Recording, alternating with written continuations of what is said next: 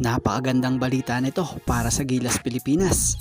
QMB nagpasa na ng kanyang papeles dito sa SBP. Coach Tim Cone confident dito kay Jamie Malonzo sa kanyang pagbabalik Gilas at inaasahang makapagbibigay boost para sa team ng Gilas Pilipinas. At mga former Barangay Ginebra bigman na ngayon maglalaro na para sa team ng Zamboanga Valientes na siyang magko-compete sa 34th Dubai International Basketball Tournament. At bago nga ang lahat, baka naman po pwedeng makahingi ng isang subscription para sa ating channel or paki-follow na rin po kung nagustuhan nyo ang ating mga basketball update. At kung ito na may makakabigat para sa inyo, kahit isang like and share na lamang po. Maraming salamat po. Napakagandang balita. Nito lang napabalitang may kakapasok lang sa Gilas Pool na isa nga rin pong bigs. At ito nga si Troy Rosario. At inaasahang isasama rin ang nasabing manlalaro sa kanilang magiging training camp sa Doha bago sumabak sa third window ng FIBA Asia Cup qualifiers ang Gilas na magaganap nga po sa February. At ngayon may good news na naman dahil sa latest na nilabas na update dito ng Spin Credit po kay QMB, balitang nagpasa na ito ng kanyang mga papeles sa SBP. So kung ganito aantayin na lang natin yung confirmation para tuluyang maisama na ito sa local players ng Gilas Pilipinas kapag pumasa yung mga papeles niyang pinasa sa SBP. Matatandaan namang una nang napabalita na itong 6'10" big man na si Quentin Millora Brown ay sa oras na maging eligible, ito'y kinoconsider na nila bilang dagdag puwersa ng Gilas. So yun, napakagandang balita na ito So yun, big boost sa Ginebra. Yan ang nagawa ng pagbabalik ni Jamie Malonzo. Jamie Malonzo providing sparks last night kontra Blackwater sa kanyang debut after mawala ng matagal sa hardcourt due to a calf muscle tear injury he sustained last year.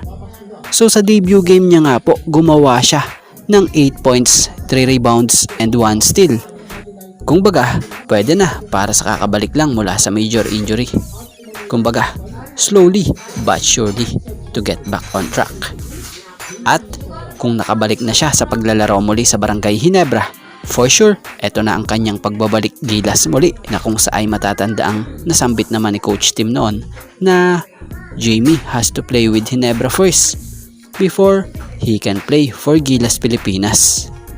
So yun, ngayong nakita naman na nakabalik na siya sa paglalaro para sa Ginebra dito sa PBA, eto't confident si Coach Tim Cone na ito na ang pagbabalik sa Gilas nitong si Jamie Malonzo.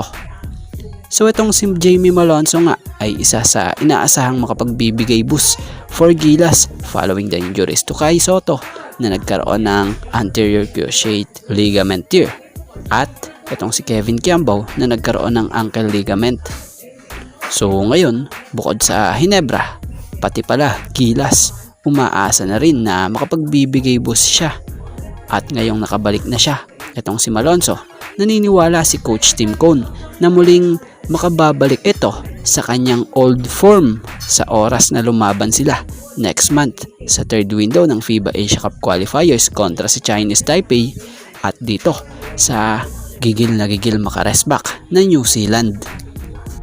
Kung ang Strong Group Athletics ay naglabas na ng kanilang update sa mga manlalarong isasama nila sa kanilang lineup for 34th Dubai International Basketball Championship, ay ito ngang isa pang kababayan nating koponan na sasali rin sa nasabing torneo na Zamboanga Valientes naglabas na rin ng ilang mga manlalaro na kanilang gagamitin na nilagay sa lineup gaya na lamang ng paglagay nila sa lineup kila Kit Jimenez, Mike Tolomia, Rudy Linganay, Denver Cadiz, Jacob Alcantara, Forts K. Padrigao, Malik Diouf, Sam Deguara, at sa pinakalatest nga po na nadagdag itong former Barangay Ginebra player na tulad nila Ken Holmquist at Prince Caperal na kung saay binunyag ito sa update ng kilalang sports writer dito sa ating bansa na si Sir Snow Badwa. Credit po.